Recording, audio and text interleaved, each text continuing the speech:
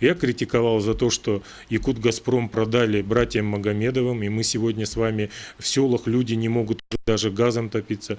Я критиковал предоставление, бездумное предоставление налоговых льгот, вот в том числе РАО «Газпрому» при вхождении в ЧНДУ. Вы представляете, мы не видим даже проектно-сметной документации, правительство дает им налоговую льготу по налогу на прибыль.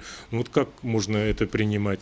Я критиковал продажу Якутцемента братьям Пушкаревым в Владивосток. Мы продаем Якутцемент 49% акций за 400 миллионов рублей, говорим при этом, что будем 18 миллиардов рублей осваивать по сносу ветхого аварийного жилья и базовую основу всей строительной промышленности. Цемент. Это основа из основ. Там сваи, бетон, все делается из цемента. Мы продаем за 400 миллионов, а потом строим коровники, которые стоят 200 миллионов. Что, я должен не критиковать это, что ли? Молчать об этом? Кто-то же должен, наверное, об этом говорить.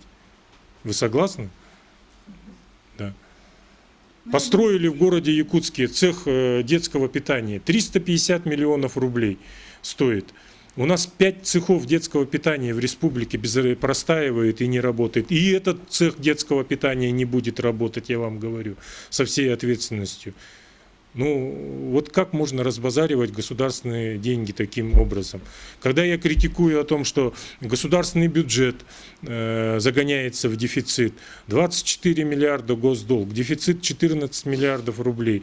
Это что, умная политика, что ли, прохождение средств государственных? Когда мы говорим о взаимоотношениях с муниципальными образованиями, о том, что у нас муниципальные образования, их расходные полномочия не подкреплены финансовыми ресурсами, и это я критиковал.